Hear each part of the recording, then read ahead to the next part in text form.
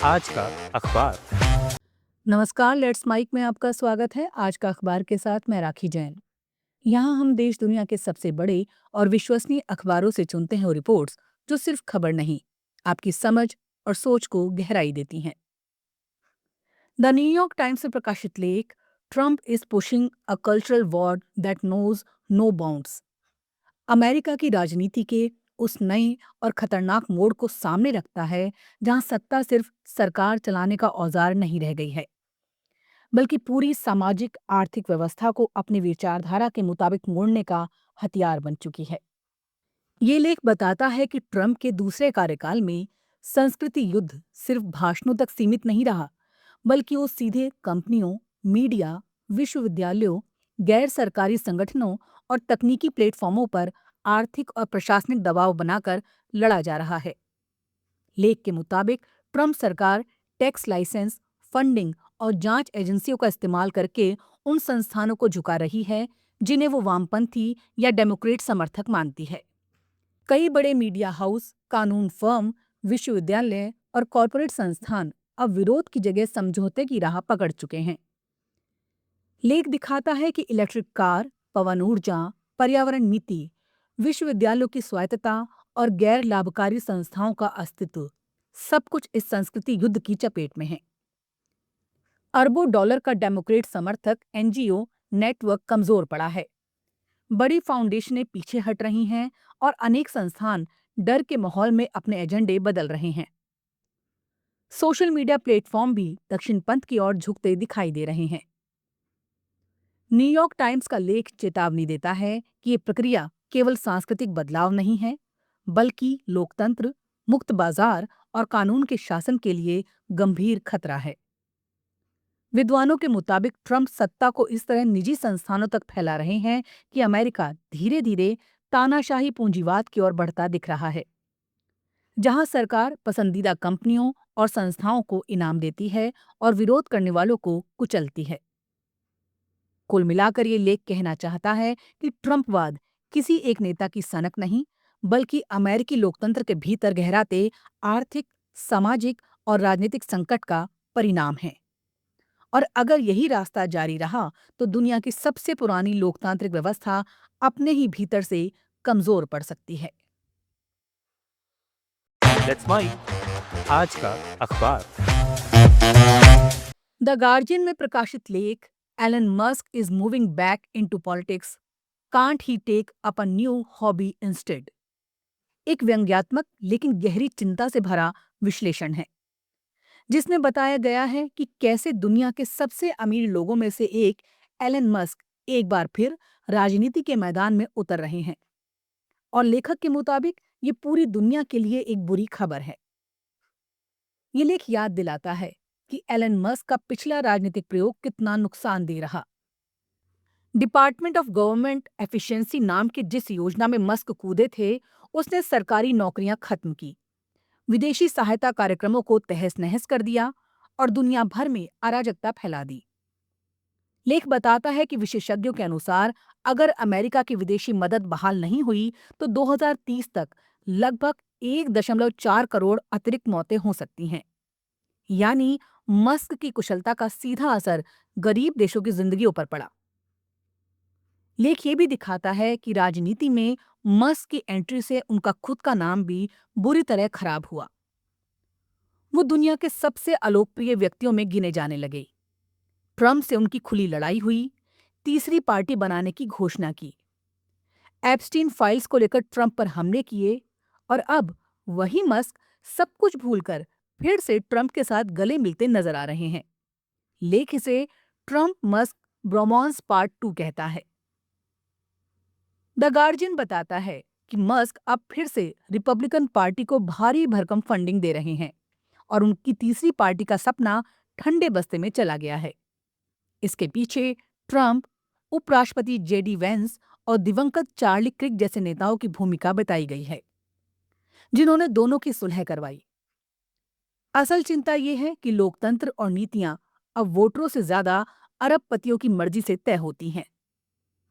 लेख का निष्कर्ष बेहद साफ और तीखा है। लेखक मस्क से लगभग हाथ जोड़कर कहता है कि राजनीति छोड़िए, कोई शौक पालिए, अपने बच्चों के साथ समय बिताइए या किसी रॉकेट में बैठकर अंतरिक्ष घूमाइए, लेकिन सरकार और जनता की जिंदगी से खेलना बंद करिए, क्योंकि अगर ये नया राजनीतिक दौर चला तो इसका अंत सबके लिए बुरा होने वाला है। अल जजीरा में प्रकाशित लेख Iran's new year demonstration and the question of regime survival. Iran के नए साल के दौरान हुए विरोध प्रदर्शनों को सिर्फ सड़कों की हलचल नहीं, बल्कि पूरे राजनीतिक सिस्टम के भविष्य से जुड़ी एक गंभीर चेतावनी के रूप में देखता है। ये लेख बताता है कि 2025 ईरान के लिए असाधारण रूप से कठिन साल रहा। इजराइल का 12 दिन का सैन्य हमला, उसके बाद अमेरिकी हमले, लगातार आर्थिक गिरावट और राजनीतिक अनिश्चितता। ऐसे माहौल में 2025 के आखिरी दिनों और 2026 की शुरुआत में तेहरान समेत कई शहरों में जो प्रदर्शन हुए, वो सिर्फ तात्कालिक गुस्से का इजहार नहीं थे, बल्कि वर्षों से जमा होते असंतोष का विस्फोट थे। ईरान में विरोध प्रदर्शन कोई नई बात नहीं है, लेकिन इस बार उनका स्वर ज्यादा गहरा और व्यवस्था की जड़ों को चुनौती देने वाला है। लेख समझाता है इन प्रदर्शनों की चिंगारी आर्थिक बदहाली से भड़की। रियाल की कीमत लगभग आधी रह गई, महंगाई बेकाबू है, बेरोजगारी बढ़ रही है और आम आदमी की क्रय शक्ति तेजी से गिरती जा रही है। बाजार के व्यापारियों की हड़ताल से शुरू हुआ आंदोलन पूरे समाज की आवाज बन गया। इसके साथ ही सामाजिक आजादी, जबरन हिजाब जैसे कानून और महसा अमीनी की मौत जैसी घटनाएं लगातार इस गुस्से को हवा देती रही हैं। अल जजीरा बताता है कि आज ईरान के सामने सबसे बड़ा सवाल ये है, आर्थिक तबाही की जिम्मेदारी किसकी है? सिर्फ पश्चिमी प्रतिबंधों की या फिर देश के भीतर की नाकाम शासन व्यवस्था की? पहली बार सर्वोच्च नेता खामनेई और राष्ट्रपति पेजेशकियान खुले तौर पर मान रहे हैं कि समस्या केवल प्रतिबंध नहीं, बल्कि खराब गवर्नेंस भी है। लेकिन दूसरी तरफ सुरक्षा तंत्र अब भी इन प्रदर्शनों को विदेशी साजिश बताकर दबाने की भाषा बोलता है। यही दोहरी सोच सत्ता और समाज के बीच की खाई को और चौड़ा कर रही है। लेख का सबसे चिंताजनक हिस्सा ये है कि ये सब ऐसे समय हो रहा है जब इजराइल खुलकर ईरान के खिलाफ नए युद्ध की तैयारी की बात कर रहा है और अमेरिका का खुला समर्थन उसे मिल रहा है। इस बाहरी दबाव और अंदरूनी असंतोष का मेल ईरान की सत्ता के लिए सबसे बड़ा खतरा बनता जा रहा है। अल जजीरा साफ कहता है, अगर राजनीतिक और सुरक्षा संस्थान अपने रवैये में बदलाव नहीं लाते तो ये लंबा टकराव धीरे धीरे ईरान के राजनीतिक सिस्टम के अस्तित्व पर ही सवाल खड़ा कर सकता है। आज का अखबार में फिलहाल इतना ही।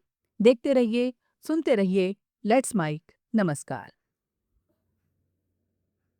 आप सुन रहे थे let's mic more than radio. Follow कीजिए हमें हमारे सोशल मीडिया प्लेटफॉर्म्स पर। It's time for news. It's time for more than radio. Presenting the first radio news app, Let's Mic.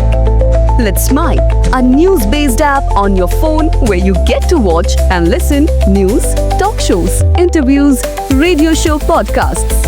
On Let's Mic, you get all relevant information of TV, print, radio, podcast, and digital. Let's Mic talks about every segment of life.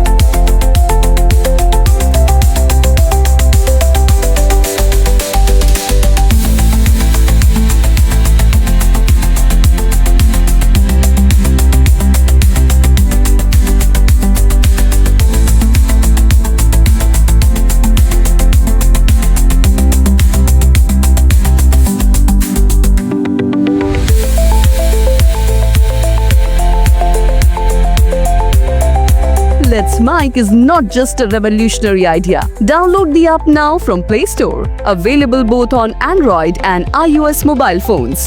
Follow us on YouTube, Instagram, Twitter, LinkedIn, Facebook, Telegram, WhatsApp, Snapchat. Let's talk, let's connect and let's mic. आप सुन रहे थे Let's Mic More Than Radio. Follow कीजिए हमें हमारे social media platforms पर।